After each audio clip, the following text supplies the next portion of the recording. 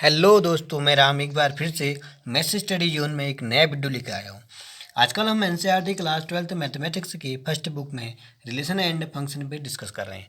आइए इस वीडियो में हम एक्सरसाइज 1.3 के क्वेश्चन नंबर 4 से स्टार्ट करते हैं। इसके प्रीवियस वीडियो में हम एक्सरसाइज 1.3 के 1, 2 एंड 3 क्वेश्चन को कर चुके हैं। आइए देखते हैं फोर्थ क्वेश्चन हमारे पास। हमें एक फंक्शन दिया है एफ एक्स बराबर 4x + 3/6x - 4। हमें सिद्ध करना है कि f x equal to x, मतलब हमें फंक्शन पे फंक्शन की वैल्यू फाइंड करनी है। अगर एफ ऑफ एक्स है, हम क्या करेंगे, इस ऑपरेशन को हटाने के लिए हमने एफ एक्स फाइंड करना है। इस ओ को हटाने के लिए, मतलब ऑपरेशन हटाने के लिए हम कोष्टक लगाएंगे और एफ एक्स लिखेंगे। ये हम प्रीवियस वीडियो में पढ़ चुके हैं। अगर आपको जानना है कि ओ को हटाने के लिए, मतलब ऑपरेशन को हटाने के लिए हमने ये कैसा किया है, तो हम मेरे प्रीवियस वीडियो को अवश्य देखें। आइए शुरू करते हैं। हमें एफ एक्स की वैल्यू दी है 4x + 3/6x - 4। F O x निकालना है। मैंने बताया अभी ओ ऑपरेशन को हटाने के लिए हमने ये कोष्टक लाया। अब हम एफ एक्स की वैल्यू रखेंगे। हमारे पास एफ एक्स की वैल्यू है 4x + 3/6x - 4। तो जहाँ भी एक्स है, एफ एक्स में जहाँ भी एक्स है वहाँ पे हम क्या रख सकते हैं, 4x + 3/6x - 4। हमारे पास फंक्शन था 4x + 3/6x - 4।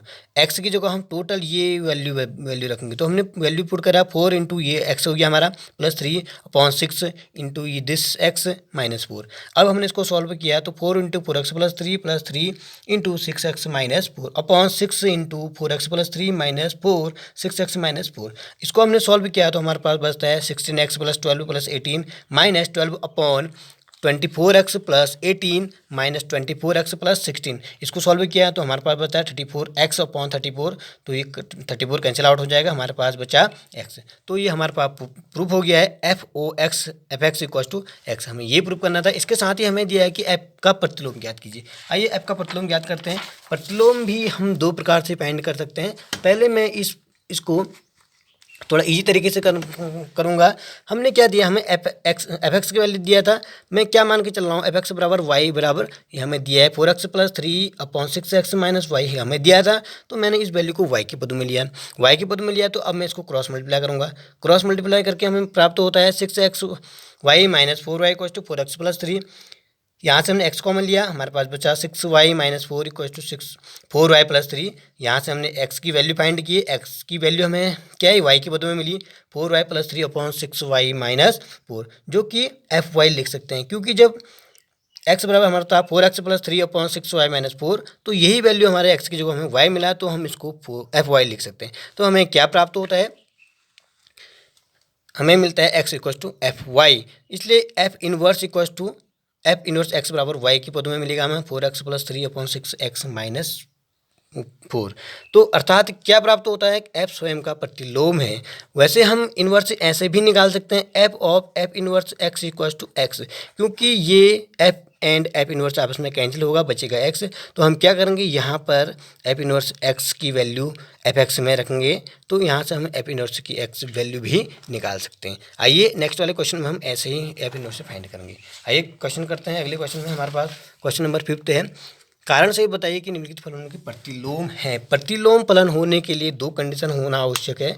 दो कंडीशन का मतलब है कि फलन ने एकैकिक होना चाहिए, दूसरा फलन ने आच्छादक भी होना चाहिए। अर्थात फलन ने एकैकी आच्छादक होना आवश्यक है। आइए हमें दिया है, पहला एक फंक्शन दिया है हमें f1 2 3 4 5 4 2 10, मतलब ये हमारा x हो सकता है डोमेन, इसको हम साइड डोमेन कह सकते हैं। जहाँ f की हमें फंक्शन दिया है 1 10 का मतलब हुआ कि एक की इमेज 10 है, दो की इमेज 10 है, तीन की इमेज भी 10 है, चार की इमेज भी 10 है। यहाँ पर दिख रहा होगा कि f का प्रतिलोम नहीं हो सकता है, मतलब व्युत्क्रम नहीं हो सकता है। क्यों नहीं हो सकता है, क्योंकि प्रतिलोम होने के लिए एकैकी आच्छादक होना जरूरी है। क्या यह फलन एकैकी है? नहीं है, क्योंकि यहाँ पर डोमेन की हर एक एलिमेंट की इमेज, सबकी इमेज क्या है, 10 है। हर एक डोमेन के एलिमेंट क्या है, इमेज क्या है, 10 है। तो यह एक ही फलन नहीं हो सकता। एक ही फलन नहीं है तो यह एक ही आच्छादक भी नहीं होगा, अर्थात इसका प्रतिलोम नहीं होगा। आइए देखते हैं सेकंड पार्ट में। इसमें भी हमें दो फलन दिए हैं जी के थ्रू में। ये हम ए कह सकते हैं, इसको बी कह सकते हैं। इसका इमेज हमें कहाँ मिल रही है, बी में मिल रही है। फंक्शन कैसा दिया है कि 5 की इमेज 4 है, 6 की इमेज 3 है, 7 की इमेज 4 है, 8 की इमेज 2 है। यहाँ पर हम देख रहे हैं कि 5 की इमेज भी 4 है एंड 7 की भी इमेज 4 है। अर्थात हमें डोमेन में कि दो एलिमेंटों के भिन्न भिन्न अवयव ना मिलके सेम अवयव मिल रहा है जिसको 4 है। अर्थात यह एक ही फलन नहीं है। एक ही फलन नहीं है तो यह एक ही आच्छादक भी नहीं है, अर्थात इसका प्रतिलोम भी नहीं होगा। आइए तीसरा देखते हैं। तीसरा भी हमें एच के पद में फॉर्म दिया है। इसको मैं ए डोमेन कह सकता हूँ, इसको कोडोमेन कह सकता हूँ, बी कह सकता हूँ। जहाँ हमें क्या दिया है फंक्शन कि 2 की इमेज 7, 3 की इमेज 9, 4 की इमेज 11, 5 की इमेज 13। अर्थात 2 की इमेज 7 है, इसमें 3 की 9 है, 4 की 11, 5 की 13 का मतलब ये हुआ कि हर एक एलिमेंट डोमेन में हर एक एलिमेंट की अपनी इमेज अलग अलग इमेज है, अर्थात एक एक है। और डोमेन में कोई भी ऐसा एलिमेंट नहीं है जिसकी इमेज ना हो, और साइड डोमेन में भी कोई ऐसी एलिमेंट नहीं है जिसकी डोमेन के किसी एलिमेंट का इमेज ना हो। इसलिए यहाँ भी नहीं छूट रहे हैं, यहाँ भी नहीं छूट रहा है।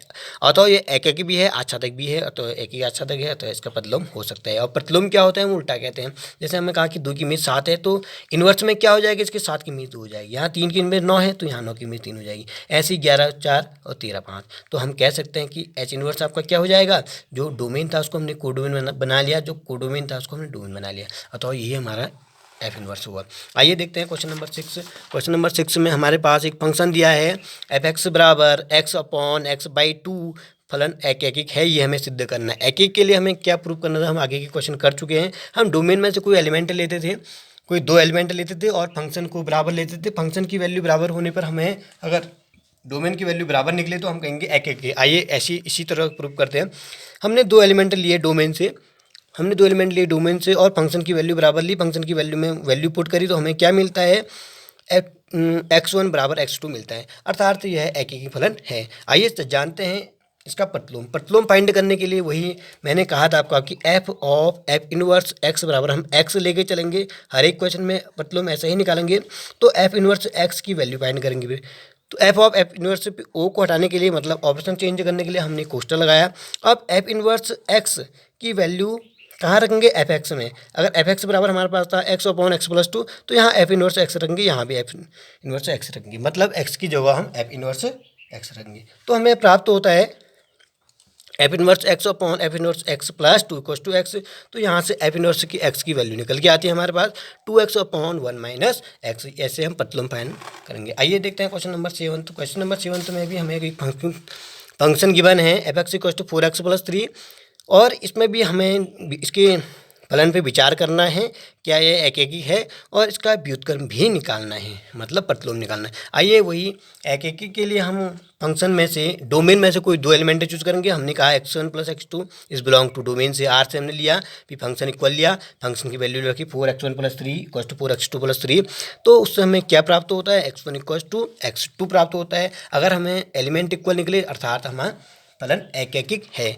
अब हम देखेंगे प्रतिलोम होने के लिए इन एक ही को आच्छादक होना जरूरी है। अब हम आच्छादक के लिए देखेंगे कि आच्छादक है या नहीं है। आच्छादक के लिए हम कोई अब क्या करेंगे, डोमेन में से कोई एक एलिमेंट लेंगे और इस एलिमेंट की वैल्यू को हम एक्स में फाइंड करेंगे, और फिर देखेंगे कि एक्स और वाई के पदों में वैल्यू निकालेंगे। अगर ये सेम होगा तो ये आच्छादक फलन होगा। तो हमने क्या किया, डोमेन से कोई एलिमेंट y लिया और y को फंक्शन की वैल्यू में रखा, और y से हम x के पदों में इसकी वैल्यू फाइंड किया। तो हमें x की वैल्यू आई प्राप्त हुई y माइनस 3/4, जो कि डोमेन का एलिमेंट होगा।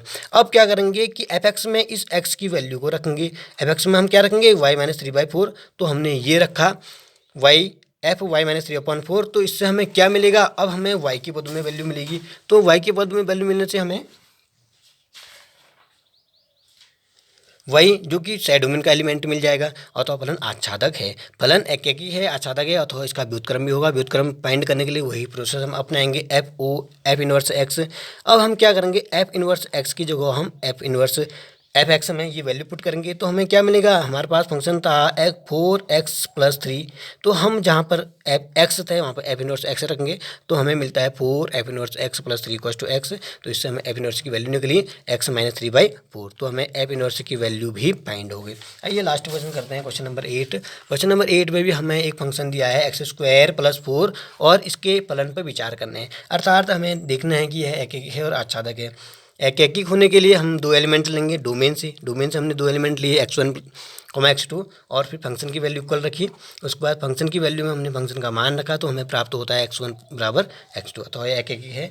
आसादा के लिए भी हम वही एलिमेंट देखेंगे, हमने कोई डोमेन से कोई एलिमेंट उठाया y और y को हम x के पदों में फाइंड करेंगे तो x की वैल्यू हमें निकली √y-4। अब हम इस x की वैल्यू को fy में रखेंगे, हमें इससे y की वैल्यू मिलेगी जो कि स्टेट डोमेन में प्राप्त होता है। अतः यह आच्छादक फलन भी है, एकैकी है, आच्छादक है, अतः इसका व्युत्क्रम होगा। आइए देखते हैं इसका व्युत्क्रम क्या है। हम करेंगे माना f का प्रतिलोम f इन्वर्स हो तो वही हम अप्लाई करेंगे f inverse x equal to x, f inverse x रखेंगे x की जगह, तो हमें जबकि फलन था हमारा x² + 4 तो x² की जगह हम f इन्वर्स x रखेंगे तो हमें मिलता है f inverse x equal to √x-4। तो अगर f inverse x equal to √x-4 है तो f इन्वर्स y हो जाएगा हमारे पास √y-4। Thanks for watching.